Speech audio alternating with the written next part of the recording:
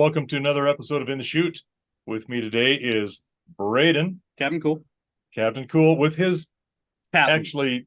Captain, sorry, with his prescription sunglasses because he left his Blind. regular glasses at home, so he looks like a dork.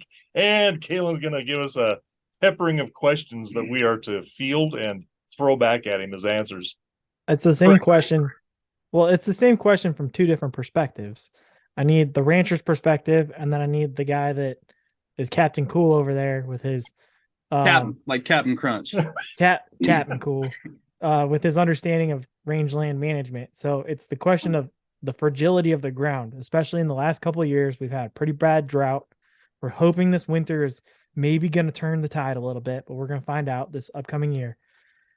The question is, we're in the middle of July is when this episode is going to air. And so it's going to be when we determine, where we have to go with herd culling and so on and so forth.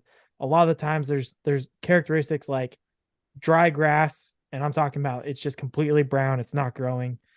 Cracked earth, clearly overgrazed land because the grass cannot continue to grow. It's short stubble. What are some other characteristics from the rancher's perspective when they're trying to manage their own pastures, and then from more of maybe a ecological standpoint with rangeland management? So I'd want to start with Dad with the rancher's perspective, kind of the layman's perspective.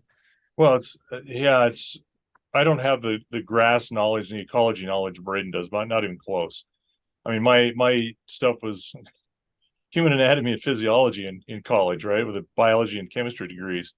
And so we kind of we diversified ourselves with our knowledge with all of our college education. So, which is a good thing. I studied anatomy in college too. Yeah, whole different deal. Anyway, I look at it from more of a pragmatic approach to how's the ground looking. But there's a lag sometimes there. It's like you're praying for rain and good weather to continue to have some good growth. And if that doesn't happen, by the time that you can, reasonably change your operation, you've started to damage the ground. You've overgrazed. And then if you exacerbate that with real drought and then with grasshoppers, now you've hit a triple threat on there where you've got overgrazing, no water, and pests. And so, sometimes you don't see that right away, or you see it as it's happening, but by the time you're ready to try to take a cow and a calf to town, you're going to take a beating for them too early.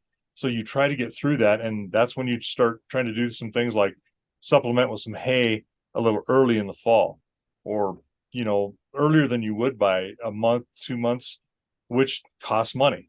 Then you start to see a loss. So you're trying to do some triage kind of after the fact when you've recognized it. The good answer to that is be completely undergrazed continually so that you never have that issue happen.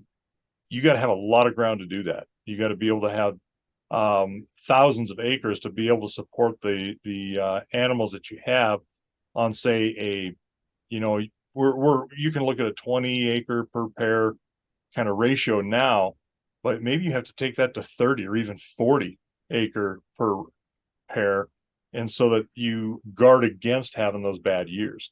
But then you have a lot of unutilized grass, which isn't necessarily bad. If you can still get in there and graze it, then you stimulate the growth and things are good that way.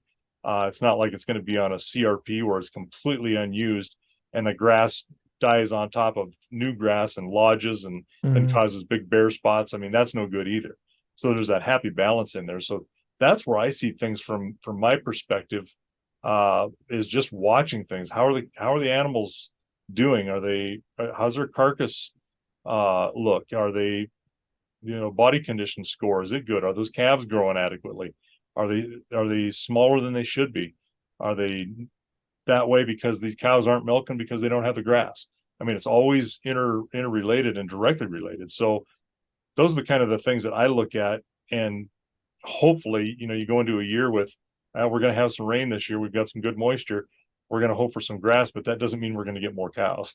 Right. You're hoping to undo some some short grass and some ground that is overgrazed, and it comes back and that cycles, and you catch that before you start in it with any weeds that take place on some of the annuals that we've talked about before, or the perennials. Braden, what's your perspective? Well, I'm glad he brought up the grasshoppers too, because I was thinking that myself. I forgot about that. Yeah. There's so many external pressures and forces that also drive it, but my biggest thing is you have to be fluid and you have to have contingencies. So I mean, you can't just say, hey, I've got, let's say, 100 acres. I'm gonna run 40 cow calf pairs on them, right? You can't just say that and then that's law. Every year you're running that. Right. You know, that's stupid.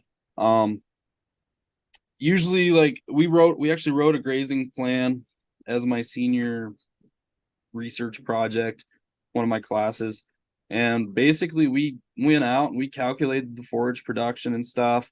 And the number we came up with was still on the conservative side. I don't remember what it was, but basically that's what we did. Was we took this approach of, we took all these measurements and then we had it on the conservative side. And then from there, what you do is you monitor, you watch your cows and you watch your grass.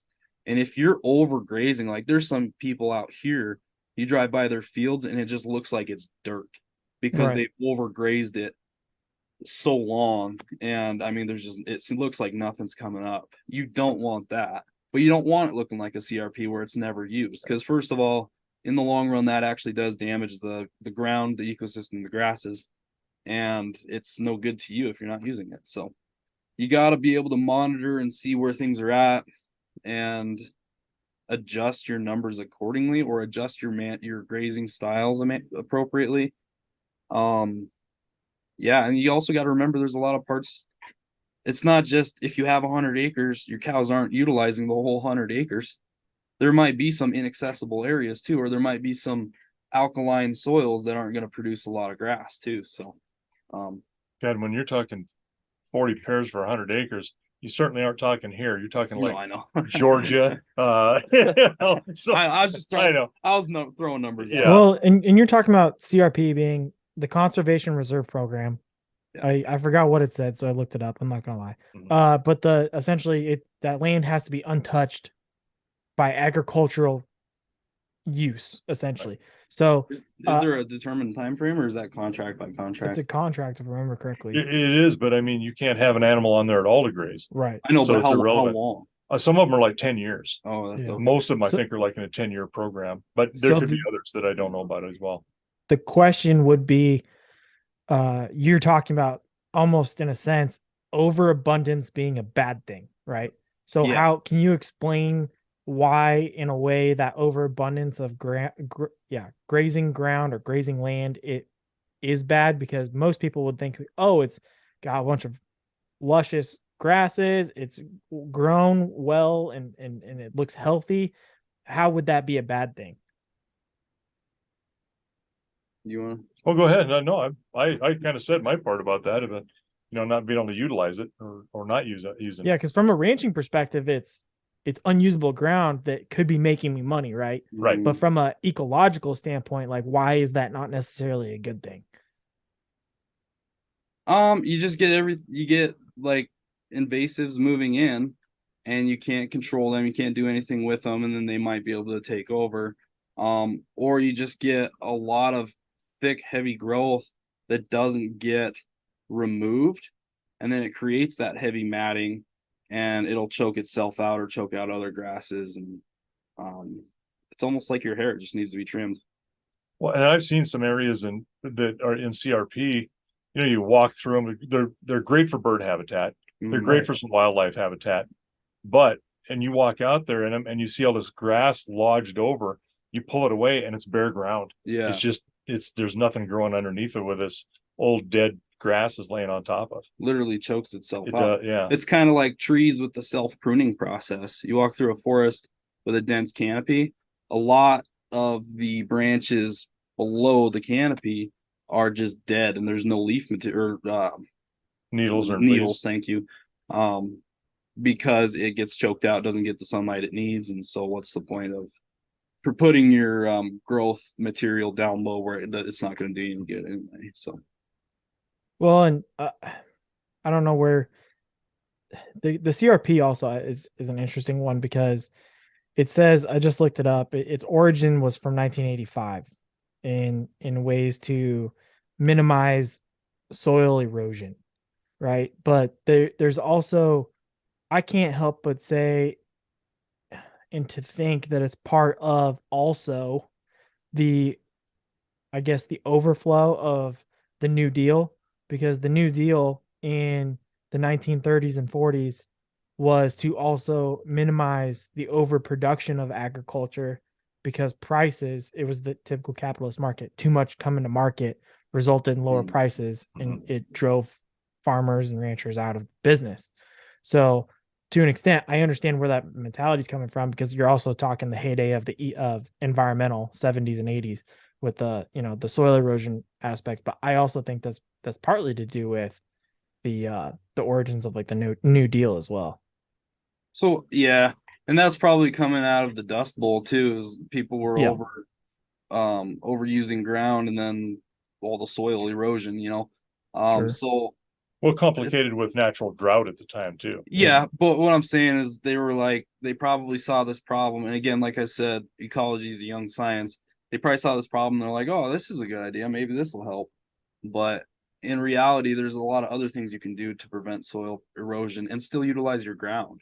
I mean, like nowadays, people are utilizing a lot of no-till type of seeding. They found broadcast seeding isn't as effective because rain washes it away, the wind blows it away, birds pick up seeds and eat them, whatever. You don't, of all the stuff you throw out there, a lot of it doesn't actually come to seed. So they're like, oh, you got to plow it. Well, plowing breaks up that top surface, and you get more erosion that way. And there's other detrimental things. But what they found is those little drillers, Mhm. or what am I? Almost like aerating. Yeah, no till seeders, where it basically just like punches a hole in the ground, and then you can get the seeds to go in there. They're protected, and they can actually spread. And you're not breaking up the root material of the existing plants, which also holds together your soils pretty darn well. So by not tilling it up, those soils are already compacted from hundreds of and thousands of years of accumulating, and then leaving the plant material there. The roots help stabilize the soils. Interesting. Well, that's the fragility of the ground, especially in a drought time. So with that conversation, we'll put it out to pasture.